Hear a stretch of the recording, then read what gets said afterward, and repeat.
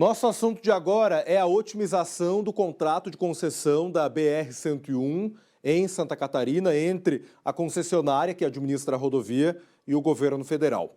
O Tribunal de Contas da União ainda não começou os trâmites necessários para o andamento dessa proposta, ou seja, vai demorar para a gente ter uma solução, por exemplo, para o trânsito no Morro dos Cavalos. Em Brasília, a repórter da NDTV Record, Danila Bernardes, teve acesso a um documento que traz novidades sobre esse assunto. E é o que a gente vê agora na reportagem. Depois de mais de um ano de debate, a proposta de otimização do contrato de concessão da BR-101 chegou ao Tribunal de Contas da União. Um longo processo deve ocorrer junto ao TCU. Embora fosse esperado que os trâmites já tivessem começado, um despacho publicado pelo presidente do tribunal mostrou que a admissibilidade da proposta ainda não foi feita. O documento direcionado à Agência Nacional de Transportes Terrestres diz que a análise da admissibilidade depende de uma série de informações que devem ser apresentadas pela ANTT. O TCU deu prazo de 15 dias para a ANTT entregar as informações e muitas delas são técnicas, ou seja, precisam da análise de especialistas, mas ao mesmo tempo são consideradas básicas em um processo como esse. E enquanto o presidente não der o aceite ao processo, o prazo que o órgão terá para analisar e julgar o pedido, de 120 dias, não começa a contar. A obra considerada prioritária pela bancada catarinense e pelo Ministério dos Transportes é a do Morro dos Cavalos, em Palhoça. Foram sugeridas 3 opções, uma para a construção de 2 túneis, cujo projeto não está atualizado, outra para uma obra que contempla apenas um túnel em sentido único e a sugestão de fazer um contorno viário. O Tribunal de Contas da União, nesse momento, não tem que estar analisando o mérito. É a comissão que vai analisar tecnicamente o mérito, depois os próprios ministros vão analisar o mérito. E é nesse período, justamente, que se dá o diálogo entre Tribunal de Contas, a NTT e Ministério dos Transportes. O deputado Luiz Fernando Vampiro, do MDB, afirma que o despacho mostra que o processo está recebendo a atenção do Tribunal de Contas da União, mas que no prazo de 15 dias será difícil levantar parte das informações solicitadas. Eu acredito que o Ministério e a NTT já deva ter grande parte dessa documentação, né? Obviamente que tem algumas questões mais novas e recentes, como o Morro dos Cavalos, que eu acredito seja a última, que está pendente ainda de documentação, mas é um prazo que são de 15 dias não renováveis, pelo que a gente viu no despacho. A otimização do contrato com a Arteres prevê que a concessão se estenda por mais 15 anos por meio da pactuação de novas obras. Essa tem sido a opção para ter investimentos na rodovia. Antecipar os investimentos de 10 bilhões, pelo menos é o que se quer, e viabilizar o mais rápido possível. Paulo César, já aqui no estúdio do SC no Ar, para repercutir essa informação que preocupa bastante, porque, claro, a repactuação do contrato da BR-101 tem muita importância para a região do Morro dos Cavalos, mas para todo o perímetro da BR-101, que já é uma rodovia considerada colapsada por muitas autoridades, Polícia Rodoviária Federal, Fiesc, federação que representa caminhoneiros, enfim, todo mundo se preocupa bastante com as atuais condições da rodovia, né, PC? Bom dia.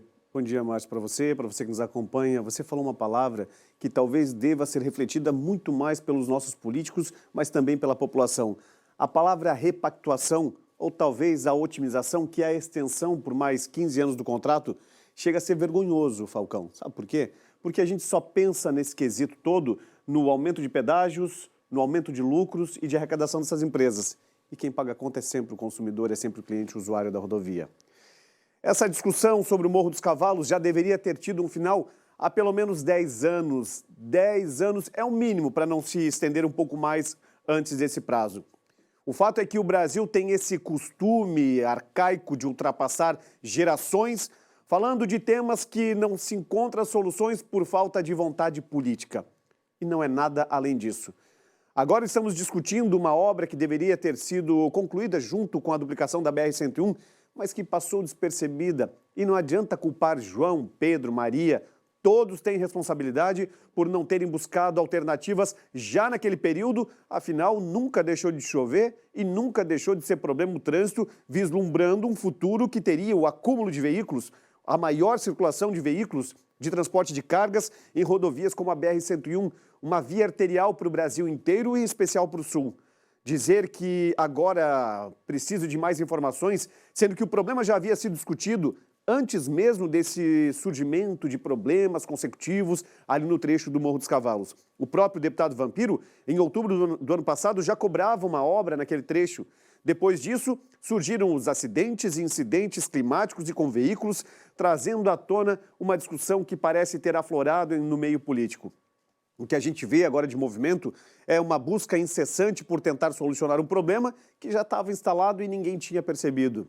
Reconhecer o empenho do deputado Pedro Czai na busca de tentar solucionar esse problema é necessário.